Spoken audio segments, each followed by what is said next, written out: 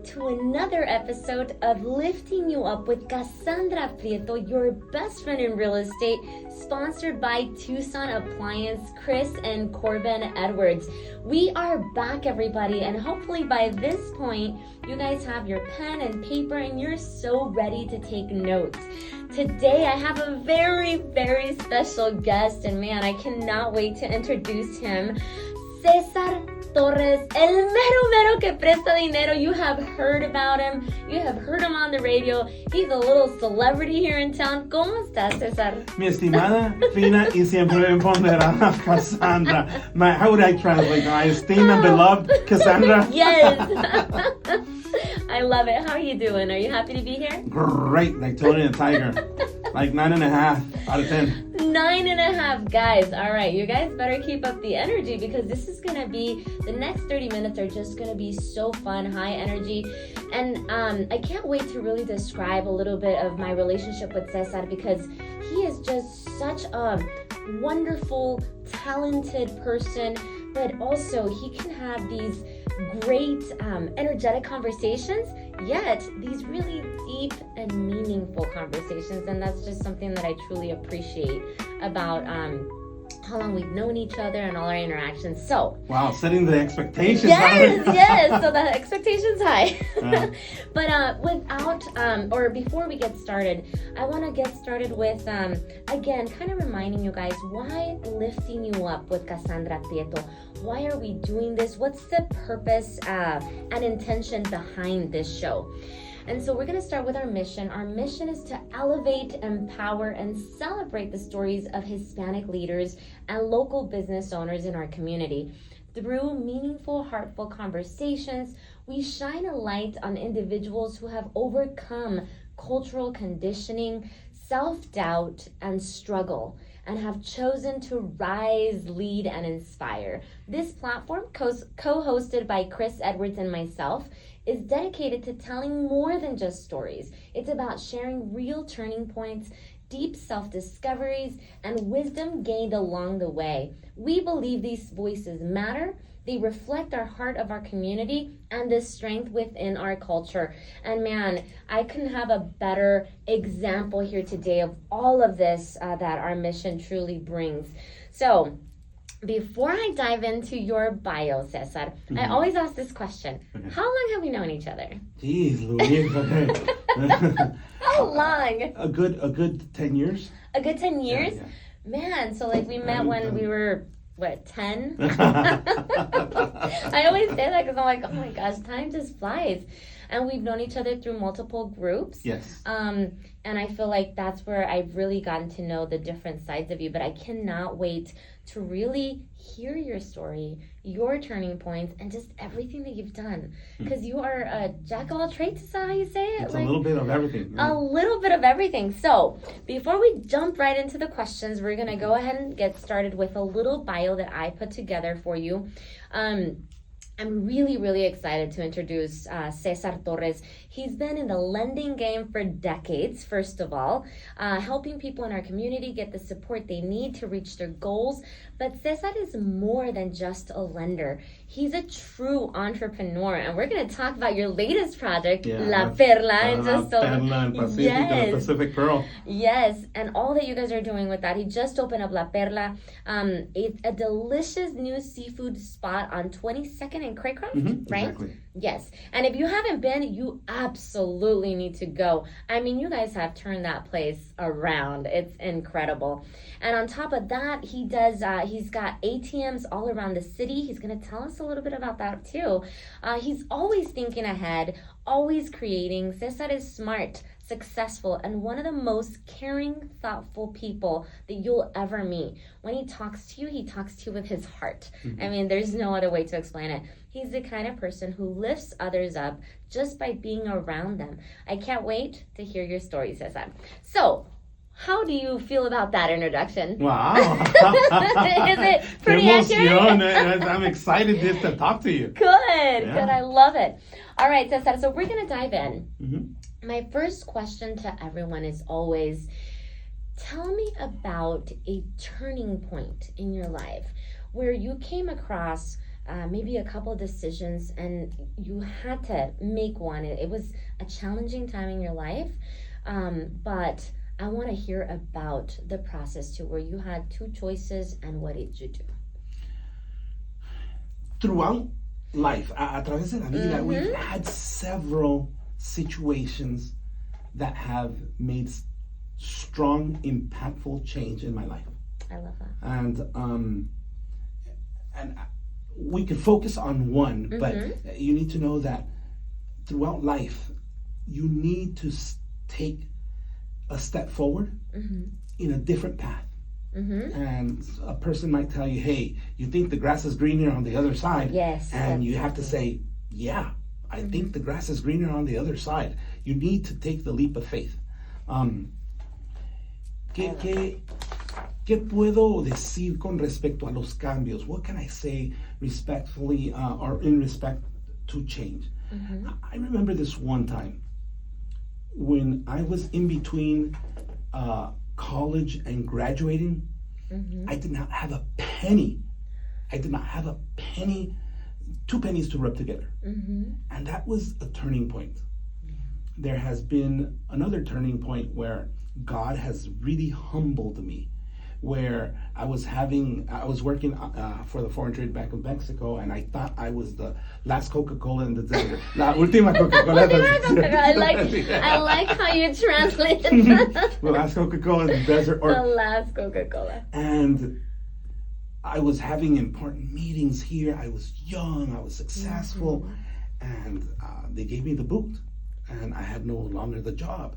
From one day to another, I was from one day you're the hero, the next day you're the zero. Y no sabía qué hacer, no sabía cómo seguir, porque toda mi vida había yo puesto todas mis esperanzas en lo que quería hacer allí en el banco.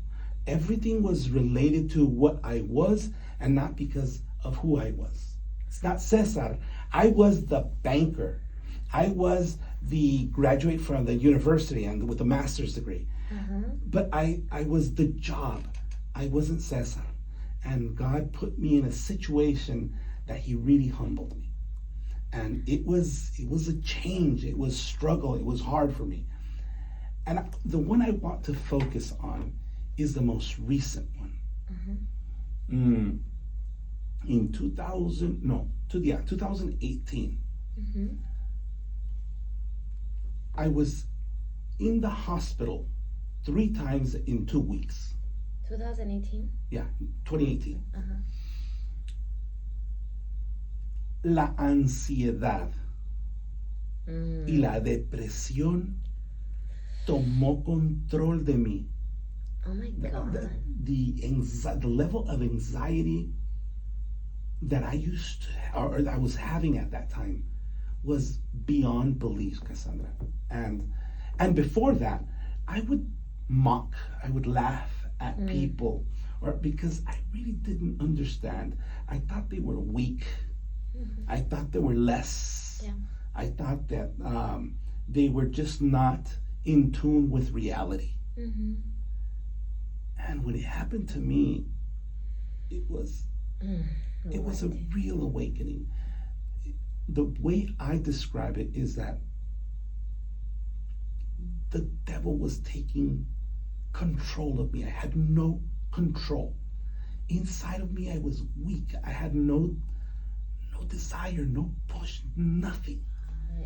And no sé cómo describir la depresión más que te quita todo deseo de todo. Nothing matters. Children, your work, nothing. And when I was going through this, I would wake up at night at 2:00 in the morning, and I would say, something's wrong. I don't know what's wrong, but something's wrong. Mijita, something's wrong. I don't know. Algo está mal. No sé qué me pasa. Algo. Y going or understanding what I went through, and it was a 6-month process. A 6 month? Yeah. Ay, Dios mío, that's such a long time to be in that mental state like that. And you're like a zombie. Yeah. You're like a zombie. All I had energy was like to get up, and I, I remember the only thing that I would eat was avocado. Avocado? What? Why do you think that was? Guacamole, like what? I'm writing that down. Avocado. What does this have to do? I don't know. That's the only thing that I could. The chips I could not hold. Just the guacamole. I don't know why. That was the only thing I could eat. So I had to turn off. I couldn't watch TV. I had to turn off my phone completely. And I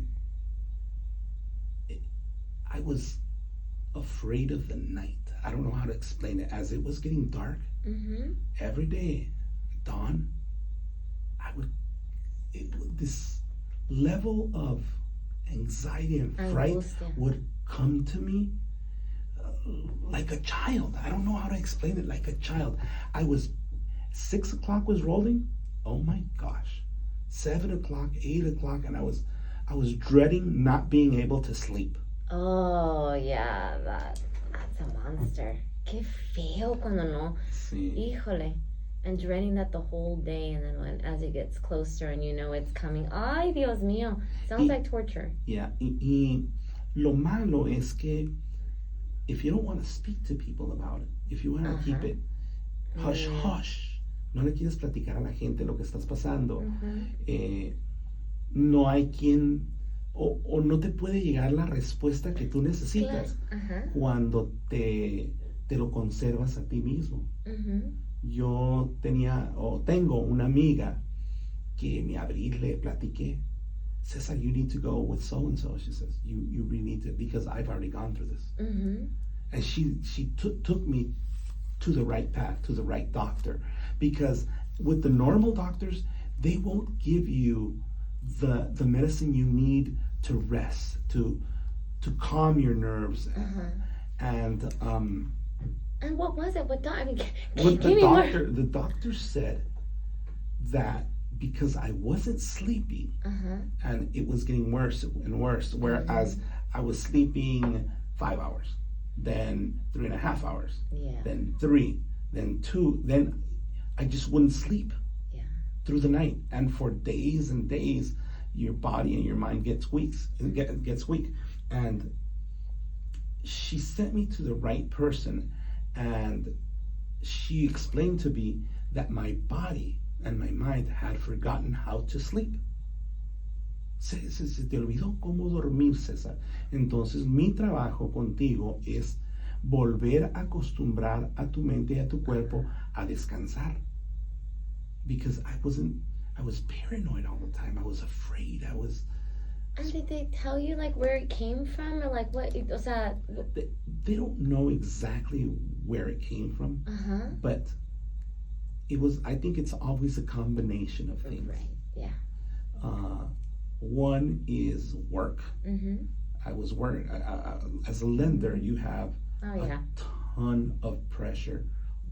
At every turning point of a loan, there's all kinds of stress, and then you have agents pulling on one way, you have the customer, you have the sellers, you have the title company, you have the appraisers, you have the customer himself, or the customers. They might be haggling back and forth, husband and wife, because they're buying, and so there's always a struggle at every turning point, and you have to be in the middle of it. And after so many years, after 23 years of this, it just comes a time where you just finally caught up to you. Híjole, que, como dices, thick skin, my friend, because after 23 years, you finally, felt the anxiety, but you compressed it for so long. I think I compressed it for so long. I was pushing it forward, where the mind and the body can only take a certain amount of pressure, so in school, they don't teach us how to manage these kinds of anxieties, this kind of stress. And I believe in my heart that some people are just built to to resist a certain amount of stress, Yeah. and they can better manage stress. Uh-huh. And I guess I wasn't one of those people, you know. Well, can I reflect a couple of things that I've listened? So at the end of the month, we do takeaways. So I always want to make sure that I'm capturing like these moments. And some of my notes from what you've said, Cesar, I think you're absolutely right when it comes to they don't teach you in school how to handle, how to deal with, how to ask for help. They don't teach us in our conditioning, our cultural conditioning and our upbringing, that it's okay to feel, to go ask for help, to get help for how we feel. They don't, I mean, gosh, they teach us to suppress, right? And it's there's nobody's fault. It's not like it's a little chain that as we are growing up, we are taught, aguántate, just get through it, no le digas a nadie, que vergüenza. Walk it off. Yeah. So you did that, what you learned and what you weren't taught for 22 years. And I think que para todos llega un momento when you break down, and it's like a different point for everyone, but it doesn't always show up like that. I think sometimes it shows up in like a disaster in a certain area of your life, but it shows up for everybody. I think you holding on to and suppressing for 23 years, that shows how thick skin you are and how much risk you can actually take. So I mean, I'm glad, and I want to know who you went to, and I want to know what they told you. Well, I'm not going to say any names or anything, but basically she was it a doctor? It was a doctor, yes. Okay. And she was very, very kind and very knowledgeable. And she knew exactly what I was going through. Oh, wow. And she gave me I was taking meds, and it really calmed me down. It really calmed me down, and it gave me an opportunity to sleep. And I was drowsy all the time, and I was weak because I was suppressing all these thoughts and feelings for so long. So I was still a zombie, but at least I was sleeping. a sleeping zombie. They say sleeping that you can, I don't remember how it was worded, but like as a human being, we can die faster by depriving ourselves of sleep than not even from eating. Yeah. Right? So it's a demon. So it's a demon. I really think it could be a demon or something. It's something that you cannot control because it takes over. Yeah. It takes over, and it just suppresses everything that you are is gone. And I can't wait till the end to ask you that. Like, I wonder how many people are listening right now that have been or that are going through something similar like this, because this is a common, people just don't talk about it. But my next question to you, this just takes us right into, through this circumstance, through this 6 months and towards the end, what would you say that you learned about yourself that you had no idea you had in you through this whole 6 months of sleep deprivation, of going, and even when you talk to your friend, what did you learn about yourself that you never would have imagined? This is not a positive thing to say about myself, but it's true that I was not as good as I thought, or I was not as tough as I thought, or that there's a fine line between being normal and just being off the rails. Te faltan dos pa'l peso, dicen por ahí. Okay. And you can say it laughing in a laughing way right now, because I look back and I could laugh about it. But at that moment, it was truly a very thin line between just normal and then being completely, lost and unable to control your thoughts or your feelings or your actions. Okay, so I mean, could that be also interpreted as that you were actually a lot more normal than what you thought.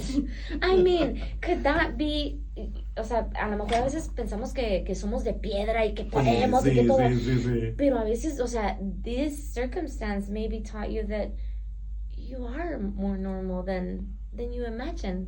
Que todos somos humanos, vulnerables. Así es. Y our upbringing teaches us that that's weakness. Hey. And that's why we have that in our mind. El Señor me puso en una situación donde yo lo considero, me humilló, me puso en esa situación para que yo tuviera que aprender algo. Y es que el Señor te aprendes porque aprendes, porque si no me quieres hacer caso, chiquito. Oye, no entendía eso, César, te lo juro, César, que no entendía eso hasta ya de grande, ya que soy grande. Pero I feel like just even a couple years ago, es que aprendemos porque aprendemos, quieras o no quieras, chiquitita, agárrate. Y si no aprendiste ahorita, let me throw you another circumstance, even worse. Pero tenemos que aprender. I love this. I want to dive into our last question that's going to go perfectly with this. If somebody is listening right this moment, and maybe they are in the initial beginnings of starting to feel the emptiness, the sadness, the loss for ambition in life in all areas of their life, and if they just started going through that, Cesar, what do you have to say to them?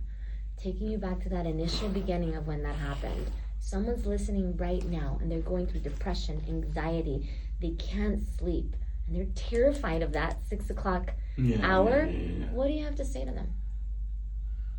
Don't ignore the signs. Si algo te está pasando, estás algo anormal, something abnormal, something that has been changing in your life, but you know it's a negative thought, you know it's a negative situation where you're not sleeping, do not ignore it.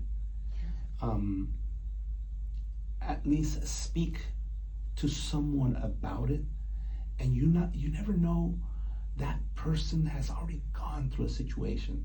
And I'm not saying just go speak to anyone about it. Right. I'm saying, someone that you can relate to, someone that you trust, someone of your internal circle. Mm-hmm. Have them or speak to them, and just talk to and let them know what you're going through, and together you might come to a better conclusion than what and you might not be in the best of your state of mind to be able to cope with that situation, and you're ignoring it and you're thinking, okay, I'll walk it off just like you always do, and you know what, I'll be able to overcome this situation. But don't let it get too far, because it can really hurt your mind and your body. And I don't want anyone to go through what I went through. So if something is happening, get help as soon as possible. Talk to someone, let them know, and if that person doesn't really know, maybe he or she could take you to a person that does know. What do they say? You're 7 people away from, knowing. I'm sure that you're like 2 or 3 people away from getting the right result, right. The right answer. Yeah. Pero sí, habla con alguien que te pueda ayudar. No te conviertas en el zombie que fui yo, porque eso no es saludable para nadie. Sí. Y te perjudica más a largo plazo. The longer you wait, the longer you experience all of that. So I love that. Thank you so much, Cesar. And thank you so much for showing up all in. Really, really, I think it's important for this particular show to be vulnerable, to be open, and I think that una persona así como tú, una persona fuerte, successful, preparada, mucha gente te conoce, el mero que presta dinero, everybody knows him. Y para que él venga a decirnos hoy, it's okay to be normal. No somos de palo, no somos de piedra. We're human beings, and ask for help. Talk about it. I think it's in our upbringing not to suppress, and it's so important to really there's so many resources out there. Así Go es. on YouTube.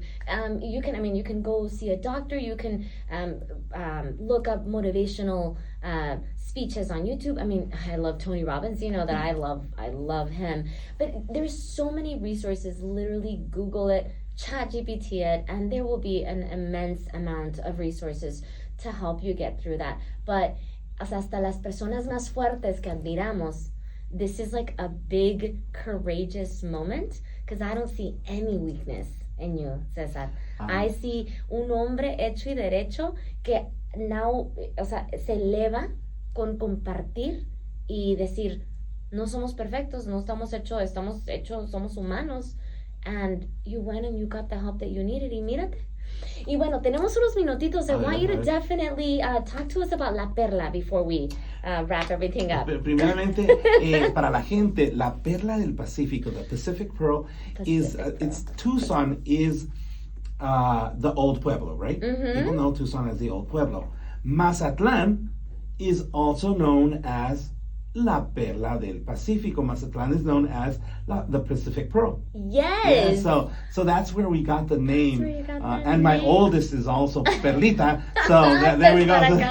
So there we go. La Perla del Pacífico, yeah. Y acaban de tener la inauguración. ¿Cuándo fue eso? Sí, eso fue el viernes 27. 27, Sí, ok. todo un éxito, todo un éxito. Todo un éxito. Contratamos a varios músicos, karaoke, De todo. así, que nos pasamos súper bien. La gente está abriéndose, mucho anglo, mucho afroamericano. That's the beauty of the restaurant because I get to talk to all kinds of people. And I that, think es that- tu that- mero mole, yeah, Cesar, I es tu love just mero talking mole. to people. I love Just that. you know, la viejita con el pastor, el señor empresario con su esposa, los trabajadores, just everyone across, they like seafood. And if you like seafood, La Perla del Pacífico is where to go. That's where you need to go. A ver, y dile, ¿cómo se pueden comunicar contigo para hacer una reservación? Y también si nos puedes dar la dirección para que puedan ir a visitar. Claro que sí, mira, la dirección es 5601 East. Are you writing it down? I know, right? I should be 56, a ver, despacito. 5601 East Ajá. 22nd.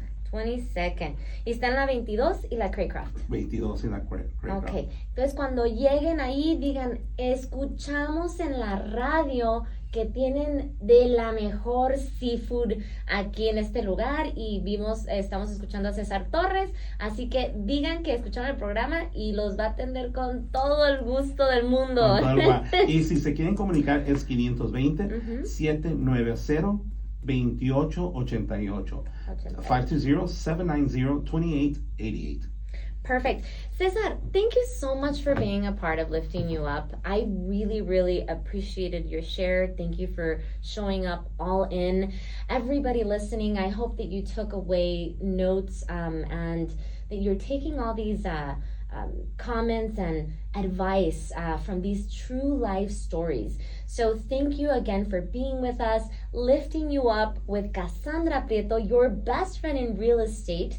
Sponsored by Tucson Appliance, Chris and Corbin Edwards. If you guys have any questions, comments, make sure to look us up online. You can also reach out to me at 520-349-3248. Remember, if you want to comment on the show or have any questions, you can also reach out to Cesar, and we're going to give his phone number out one more time. Cesar? Well, if you want to contact me directly, it's 520-981-1053. If you want to call the restaurant, it's 520-790-2888.